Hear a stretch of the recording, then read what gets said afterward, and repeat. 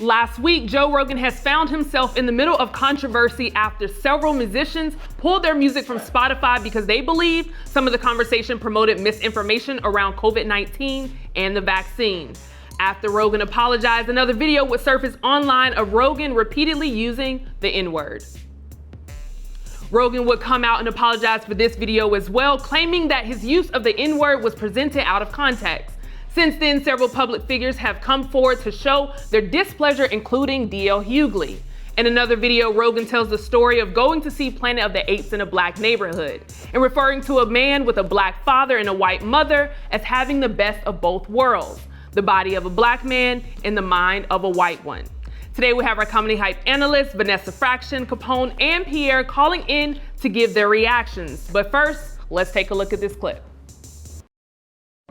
And it says, okay, take me to this one.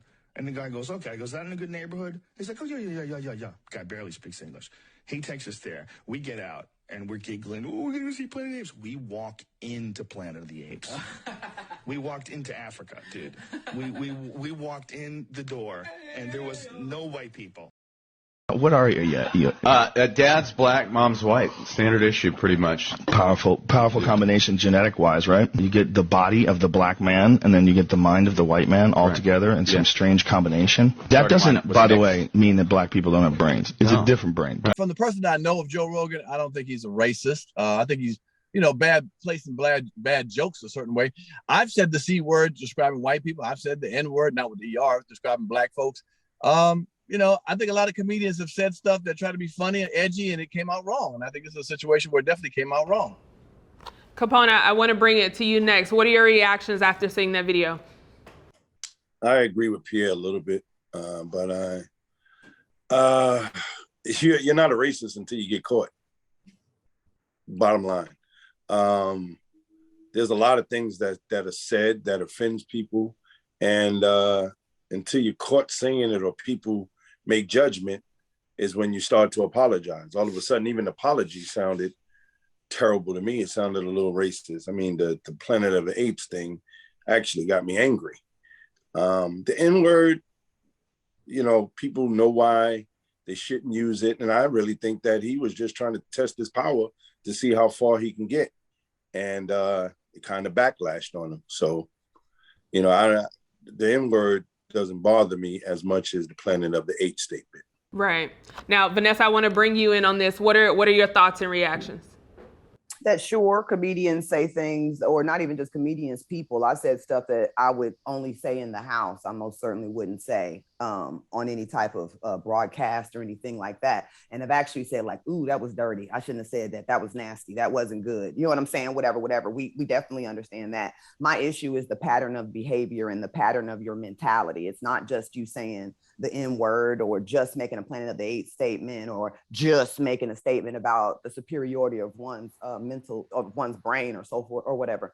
I think it's the pattern of behavior, and it does show some form that your thoughts go, even though you may have black friends that you cool with, and I don't make no difference between people and all this other stuff. Something in you is having you say these things. You feel this somewhere in your body. You think it's funny, you know what I'm saying, or whatever, because if you had any empathy or respect, you know what I'm saying, then you would change your ways, and then like Capone said, I think you just want to see kind of how far you go. I think you get, your pants get a little tighter, you know what I'm saying, when you're able to say the N-word in front of folks or whatever. And, it's a defiance type of thing, which leads to some form of superiority thought. Now, in all fairness, it was said a while back. So I don't care. I don't care. Okay, hold on. A while back. So the time you said, when you said, "Oh, I'm sorry, I shouldn't have said that." If someone would have heard you, recorded that, and got on you about that, I didn't mean to say it like that. I said it wrong. We're talking about two different things. We're talking about in the house and having a responsibility of being a broadcaster and an entertainer. But if you say something, someone recorded it on a slide. Right, but they did it, and I already told you it's about. If they did,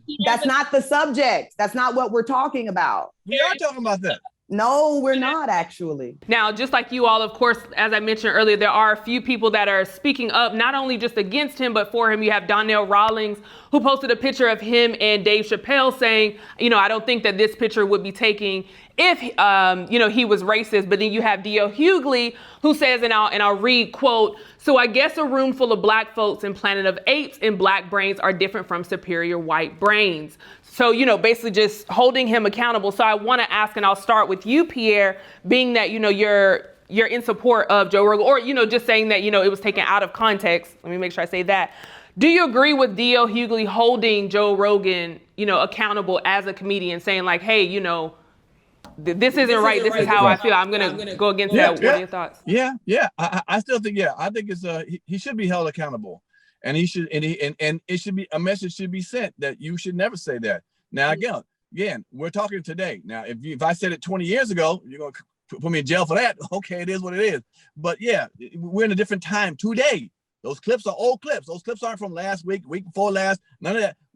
Since we started using the N word, it ain't from that day. Them clips are from way back. Now, we're in a different time now. You spew that word nowadays, your ass should get repercussions. No ifs, ands, or buts. You know what I'm saying? Unfortunately, It wasn't done back then in the day, 5 years, 20 years ago, 15, whatever it was, 12 years ago. Yeah, we should have said something back then. Where were we at then talking about that? We let it slide back then. Enough of the letting it slide. Today, we're not letting it slide. But again, I'm not gonna go backwards, for today, we starting today or right now.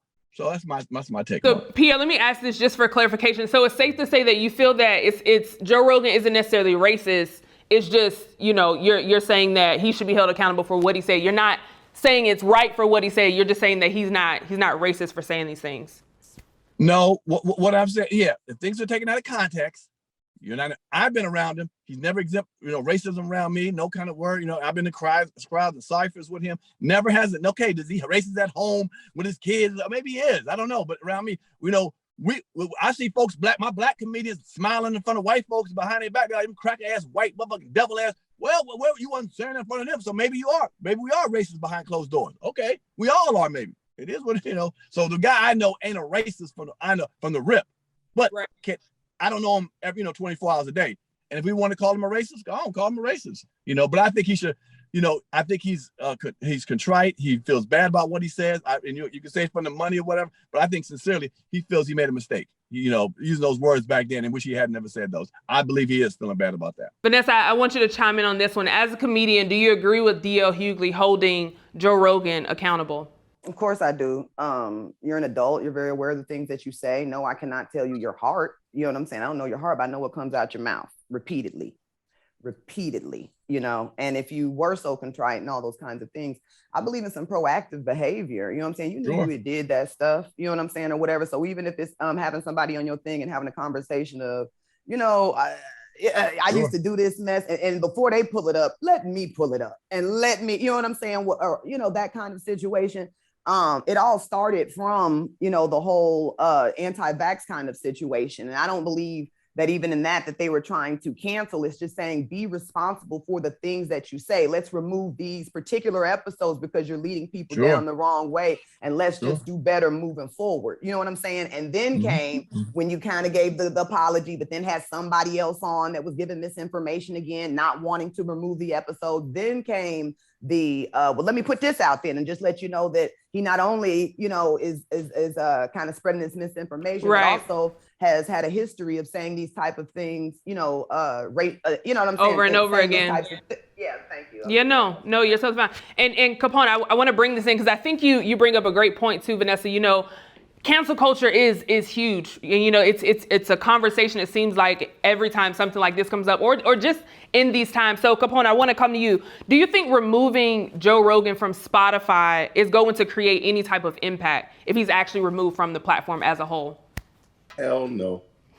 Somebody else is going to pick him up and he's going to be able to say what he wants to say. The only thing that I'm excited about in this whole conversation is that Black people are getting, I guess the best word would be getting some type of recognition of how we've been feeling for the longest. Sure. Just the other couple of weeks ago, Whoopi said something and, they came down on her hard. It's the same thing, when you say something about gay people, their rights come up and they protest and all of this stuff and they get a big thing. This is finally kind of a win for us Black people that somebody said something and hey, now we're coming together and we don't like it and we're talking about it now. Before it was just pushed under the rug, as they say. Things need to stop being pushed under the rug. Right. I agree. Pierre, I was going to ask you the same question. Do you think it's going to create an impact if Joe Rogan is removed from the Spotify platform? I hope it does. It better. It better. I think it will. I think folks are going to know, going on forward, not to even use the word at all, and I can't control what they said in the past. If we want to go find everybody's past work, then hey, might be a lot of people got to get rid of.